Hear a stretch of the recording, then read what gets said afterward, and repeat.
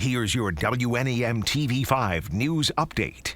Good evening, everyone. I'm David Custer. Among our top stories, more details on the events that put a Davison high school into lockdown.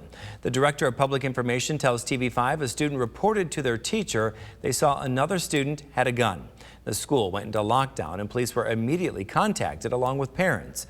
After reviewing camera footage, that student was identified and questioned by police. No weapons were found.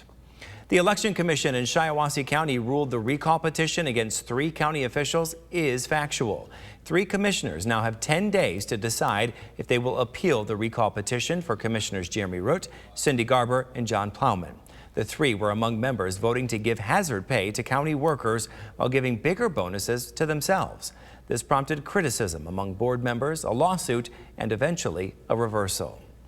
A Vassar woman is facing up to 15 years in prison after a drunk driving crash. In early May, 39-year-old Kylie Carr was driving in Bloomfield Township near the intersection of Vassar and Guerra.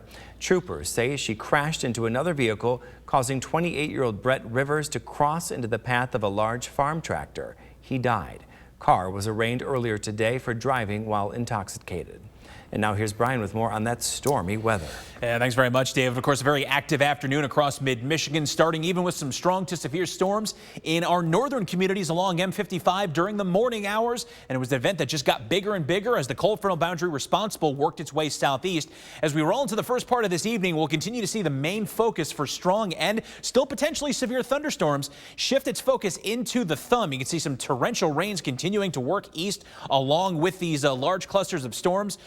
Excuse me, even some light to moderate rain that's working its way along I-69. But what's also a little bit concerning here is that after all of these areas have seen torrential downpours at times today, we're looking at a brand new flare-up of some new storms on the back end of this initial round. This goes anywhere from Bay County through Midland and Gratiot counties this evening. So just because you may have seen the worst of the initial storms come on through, pardon me, you may ultimately still see a couple of heavier downpours here in the next couple of hours. First Warn 5 Sky Tracker showing a cold frontal boundary responsible for all of this continuing to build east across the lower peninsula tonight, and at least until it looks like the midnight hour or so, excuse me, we will continue to see this threat of occasional showers and some thunderstorms. There it is from 7 o'clock until about the 10 o'clock time frame here. We'll watch just for more of these new flare-ups of storms behind the initial line, working their way in along I-69 into parts of the thumb by about 10 p.m. Some of it managing to hang on in parts of the thumb, maybe extreme southern Sanilac and Lapeer counties as far out as about midnight. But then when the frontal boundary slides east of us into the overnight period, we go to 3 a.m. onward into tomorrow morning. Skies are going to clear very quickly. A much more pleasant Wednesday is ahead of us. One, because we'll get back to milder temperatures, lower humidity. We'll take the storms out of the equation. And on top of that, we'll be on the lookout for a stray shower or two in the afternoon, but thankfully nothing on the order of what we saw over the course of Tuesday. So thunderstorms will gradually diminish as we excuse me, move on into the overnight period. Low temp around 56 degrees.